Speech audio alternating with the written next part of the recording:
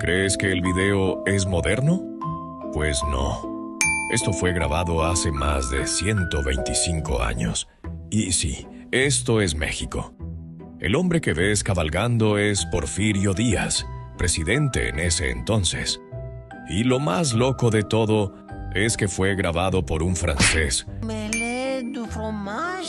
con una de las primeras cámaras de cine del mundo. México fue uno de los primeros países en ser filmados, y lo que quedó registrado es un pedazo de historia que pocos conocen. Tal vez no lo sepas, pero uno de los primeros países en ser filmados en toda la historia fue México. No fue Estados Unidos, no fue Inglaterra, fue este país, con sus calles de tierra, sus haciendas, su gente, su presidente y su vida real. En 1896, mientras el cine apenas comenzaba en Europa, dos franceses llegaron a México cargando un aparato que pocos habían visto antes, el Cinématographe Lumière. Gabriel Weir y Claude Ferdinand von Bernard. Nadie los conocía, pero traían algo que cambiaría el mundo: la capacidad de capturar la vida en movimiento. Fueron enviados por los mismísimos hermanos Lumière, los inventores del cine, para mostrarle al mundo esta nueva maravilla. Y México fue uno de los primeros escenarios.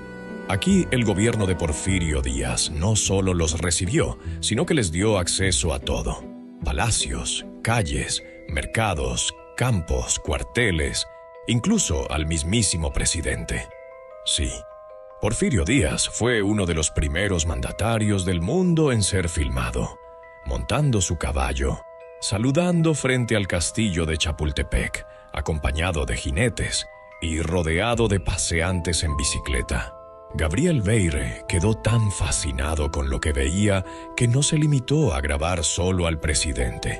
Durante su estancia en México, filmó más de 35 cortometrajes documentales, muchos de ellos sin guión, sin actores, solo la vida misma.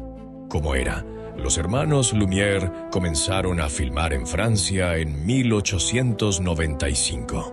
Pero rápidamente enviaron camarógrafos por todo el mundo para capturar escenas reales.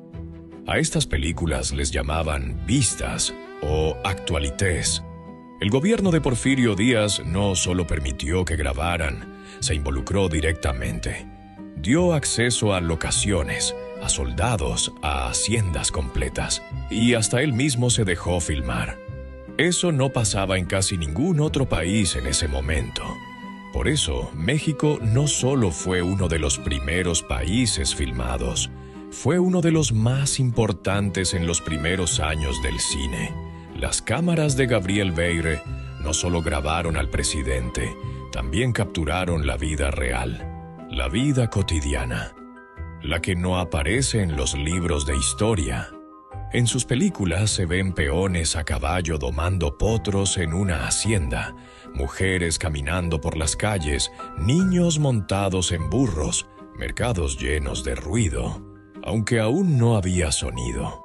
También grabaron desfiles militares, la famosa carga de rurales. Pero de todas las escenas que se grabaron en México, hubo una que causó un escándalo inesperado. Una grabación de apenas unos segundos, sin sonido, sin edición y sin aclaración alguna. Mostraba a dos hombres serios mirándose con rabia. Daban unos pasos hacia atrás, tomaban posición y a la señal de un tercero, disparaban. Uno caía al suelo, el otro se alejaba entre testigos.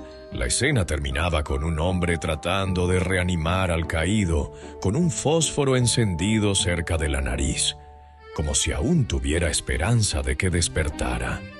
El problema es que la gente creyó que era un video real, un documento de un duelo auténtico, filmado en vivo.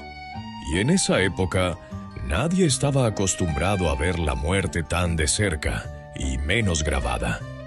Lo que pocos sabían era que se trataba de una ficción documental, una recreación basada en un hecho que había ocurrido años atrás entre José C. Verástegui y el coronel Francisco Romero. Ese duelo sí fue real y terminó con uno de los dos muerto y el otro preso por asesinato. Pero la grabación de Gabriel Beyre no era el hecho original. Era una especie de película reconstruida, aunque el público no lo supiera. Pero lo que sorprende no es solo lo que grabaron, es el hecho de que lo grabaron aquí. Mientras en otros países apenas se filmaban fábricas o plazas vacías, México abrió las puertas al cine sin miedo. Y lo hizo con todo. Las filmaciones mexicanas de Gabriel Beyre fueron tan impactantes que muchas de ellas se presentaron en la Exposición Mundial de París de 1900, junto con inventos y maravillas de todo el planeta. Y allá, mientras el mundo miraba trenes, motores y máquinas, también miraban a México, con sus campesinos, sus caballos, sus vestidos largos, su polvo y su realidad. Porque el cine nació en Europa, pero México fue uno de los primeros en mostrarle al mundo su alma. Lo más poderoso de estas filmaciones no es la tecnología, ni siquiera el hecho de que fueran de las primeras del mundo. Lo verdaderamente impactante es que por unos segundos vemos la vida como era, no como nos la contaron, como fue.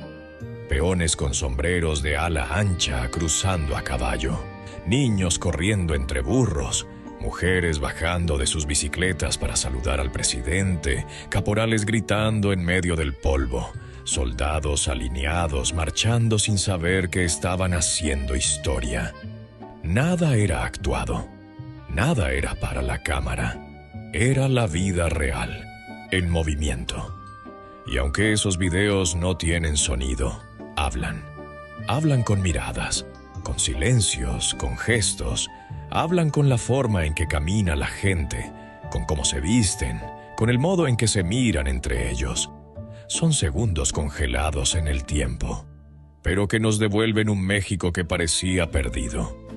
Un México que ya estaba ahí, antes del cine, antes de los likes, antes del olvido. Hoy cualquiera puede grabar su vida con un celular, pero en 1896 grabar la vida era casi un milagro, y México lo hizo.